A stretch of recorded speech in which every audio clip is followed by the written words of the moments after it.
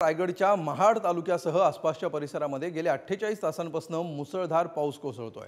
या पावसामुळे रविवारी सावित्री नदीने धोक्याची पातळी ओलांडली होती। त्यामुळे पुन्हा एकदा महाडकरांसाठी धोक्याची घंटा वाजली। 2021च्या महापुराची पुनरावृत्ती होऊ नये याकडे जिल्हा प्रशासनासह एनडीआरएफ आणि नगर परिषद लक्ष ठेवून आहे। मात्र 2021च्या महापुराचा अनुभव सांगताना इथल्या स्थानिकांच्या अंगावर आजही काटा येतोय। पाहूया याच महापुरासंदर्भात आढावा घेतला आमचे प्रतिनिधी श्रीकांत शेलार।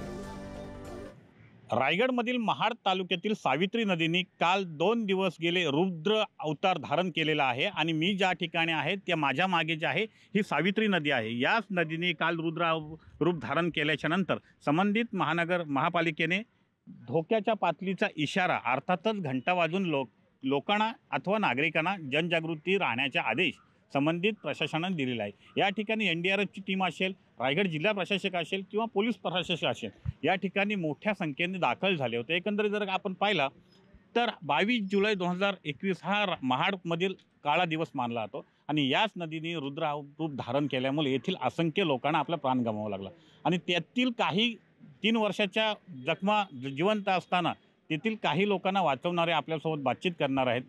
दादा, काय सांगाल, नदीचा रुद्र अवतार धारण झाल्यानंतर काय परिस्थिती होती? 2021ला 22 जुलै 2021ला जो महापूर आला होता त्या महापुरामध्ये मी देखील अडकलो होतो। जवळजवळ 13 तास मी एका झाडावर बसून मी स्वतःचा प्राण स्वतः वाचवले।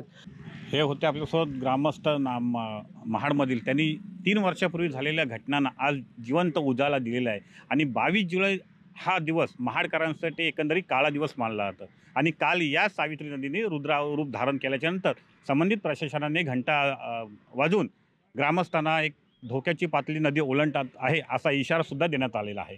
श्रीकांत शेलार, पुढारी न्यूज, रायगड।